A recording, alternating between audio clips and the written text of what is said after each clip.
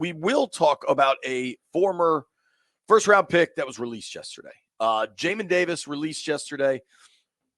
Brian, we've been talking about Jamin for a little while now, and I know that people just continue to be massively intrigued by the physical gifts, and the physical gifts are significant. He has had some seasons where there's been some level of statistical accomplishment. His rookie season was really didn't go well. You could put some of that on the scheme and what he was being asked to do as a Mike linebacker. That's just not who he is. The second season, he had over 100 tackles. They started moving him around a little bit more, let him play in that Leo role. Had 3 sacks, had 9 TFLs. 100 tackles, 3 sacks, and 9 TFLs. If you're a third rounder, everybody's cool with that. Yeah. You're probably celebrated for that. But when you're the 19th overall pick, the expectations are different. Last season, dealt with a little bit of an injury late in the year. The pass rush totals were similar. The tackle numbers dipped, but that was largely because he missed the last 4 games, or he missed 4 games. Mm-hmm. This year, new system. The way the linebackers play is very different. The roller coaster of fan emotions with Jamin is so remarkable because look at what happened since Adam Peters and Dan Quinn took over.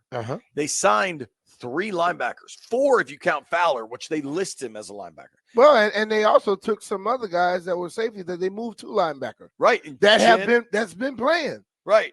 And not just Chin, Michael Walker. Yeah. He was a safety. They moved him to linebacker. Yo, when you see Mike Walker run by you, he's a Mike's physical. Dude, bro. Oh yeah. He's a beast. But and they drafted a kid.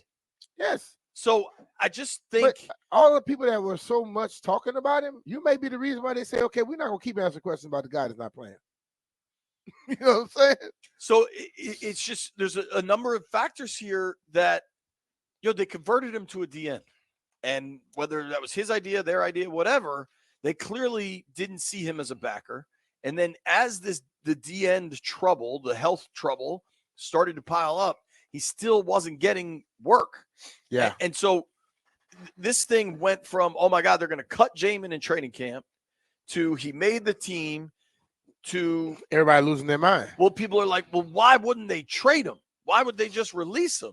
Somebody has to be willing to trade for somebody for you to be able to trade them. Right. There's just, I think sometimes people have to just allow things to happen and just see that you don't know everything you think you know about this sport, especially when you just sit at home and just want to just repeat stuff that you heard somebody else say. I think the same people, and dude, so I posted a picture on Instagram, right? And I got a bunch of comments. A bunch of people looked at it, and that's cool. That's great. I'm happy to engage and discuss. But I got so many comments that were like, damn, they could have traded him. And I finally responded to a couple of these people. One dude is like, hey, now that they cut Jamin, do you think they'll trade for an edge rusher? And my response was, whatever consideration about trading for an edge rusher, Jamin had nothing to do with that. At all. It's not about the roster spot. At all. And then I got this shout out to Coffee Create on Instagram. Dang, didn't even get anything for him. What do you think that market was? Listen, man. People hear all the time about people getting certain things for first rounders, but that's normally first rounders that can actually still play. What's my man?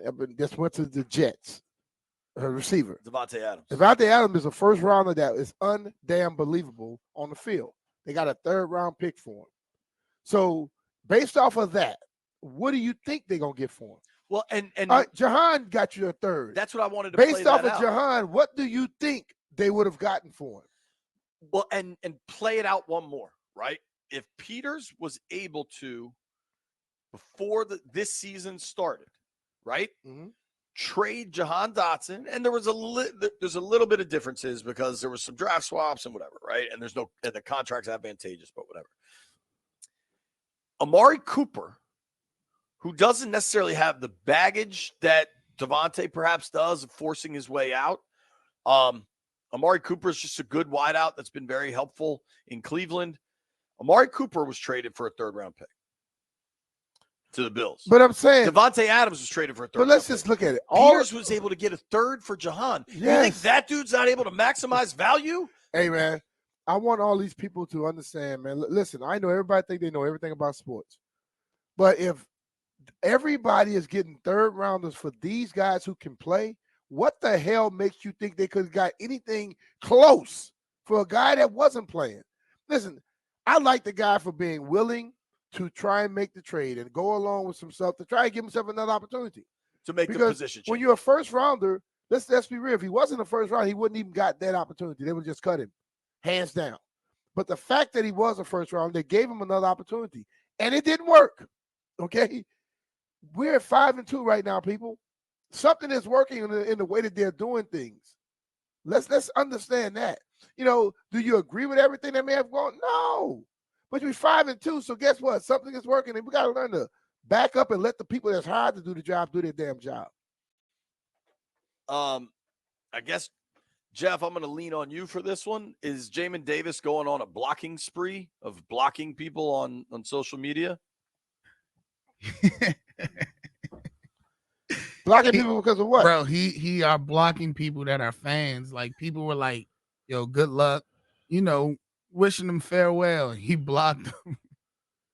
He blocked somebody that say good luck? He blocked a couple people. He even blocked my cousin Bleeding B&G. Yo, apparently, like I just did a Jamin Davis search to see if there was any news about if anybody's going to claim him. And the search just reveals, I'm reading from DCZ Wall. He says, Jamin Davis blocking all Commanders accounts is wild. It's not our fault. Ron Rivera overdrafted you and you underperformed for years. So I think a couple things can be true here. I don't. Some people may be going at him. Yeah. I can understand that. But if somebody say congratulations, good luck. I don't see no reason to block that. I got no ill will towards Jamin. Always a nice, respectful dude when we had to talk to him. It didn't go well here. I don't know that.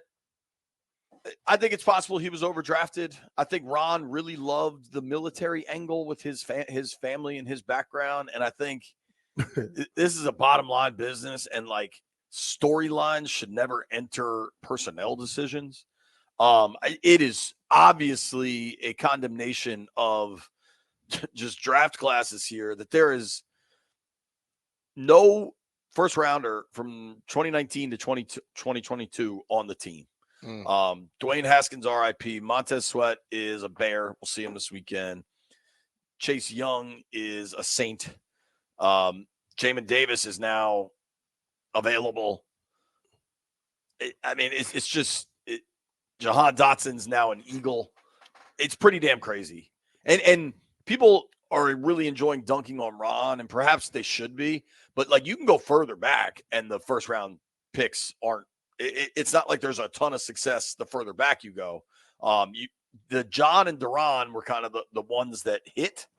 Hell, even John is now on IR. Yeah, but injuries happen. I mean, that's not. Right. That's I'm not not knocking him, but anything. I'm saying, like, at least Forbes had the pick last week, and it's just you've got somebody now. But we got to stop making stories and I've said this before. We in this town, we overvalue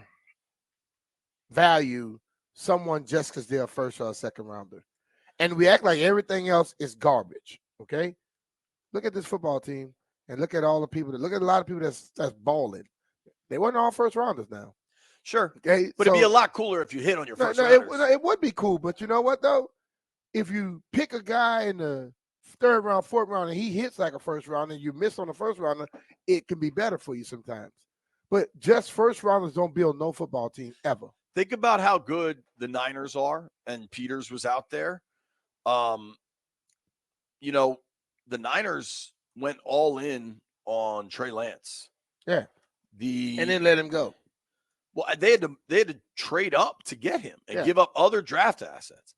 The Niners, I believe, the first pick when Shanahan, John Lynch, Peters took over out there, I believe the first pick they had was Solomon Thomas, who is probably out of the league. Maybe he's still in the league, but he certainly never lived up to the number 3 overall pick. I mean, their first 2 picks with the Shanny, Lynch, Peters was Solomon Thomas, where they were able to trade back and get a ton for because the Bears were dumb enough to move up for Mitch Trubisky, if you want to go back that far. But Solomon Thomas, the end out of Stanford, who really the list of accomplishments is minimal. I don't want to drag Solomon Thomas, but that's a pretty big miss on that pick.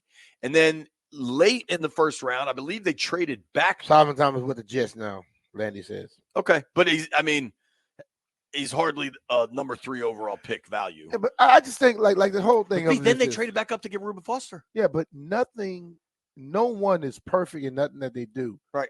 It's the fact that we, as a franchise and as fans, we lock on to them. That's how we were for a long time. Yeah.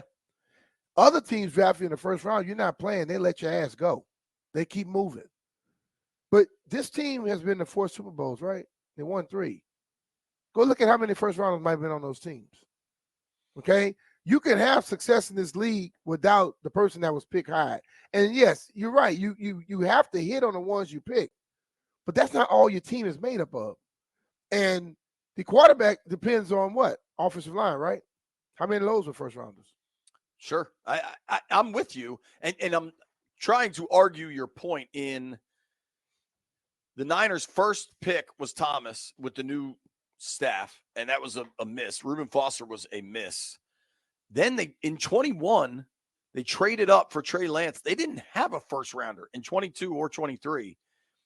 And all they do is win games and go to Super Bowl and be considered, among the best franchises in football. So you don't need to be first round dependent, but you're way better off because listen to the names in between there for San Fran: McGlinchey, Bosa, Kinlaw, Ayuk.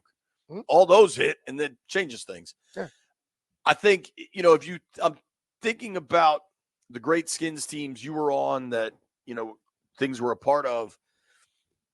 The only 2 first rounders I can think of, and none of these were top 5 guys, but Art Monk was a top 20 pick, I believe. Darryl was the last pick. Darryl was like 28th. Yeah. So those are first rounders, but from Texas A&M. Joe Jacoby was undrafted. Yeah. Was Rippon drafted? Doug, they got out of a trade with Tampa, I think, or whatever, plan B free agency. You know what I mean? Like you build 53. You don't build one. And one thing Dan Quinn continues to say that I think has some real merit. What round do you think Ernest Biner was drafted in? He had a 14-year NFL career. Like 12, 10, 12? 10th. 280th overall. Yeah. Out of ECU. But played, 16 years? 14. 14? I thought it was 16, but 14 years? So remember, Pro Football Reference, sometimes you get mad at me because it misses a year where maybe he was on IR or something. I got him 7 years in Cleveland, 5 years here, 2 years in Baltimore, 14. Okay. That's still lower than a lot of the first rounders we've had. You put all of them together, they don't get 14 years. Can I say one thing about a first rounder? Mm-hmm. This is Adam Peters, Dan Quinn, Lance Newmark. This is their first draft, right? Kind of think they hit on this first rounder. Yeah. I got it. But as you say before, too, though, dude in the top 5, you shouldn't miss on those. No, but it doesn't mean people don't. People do all the time.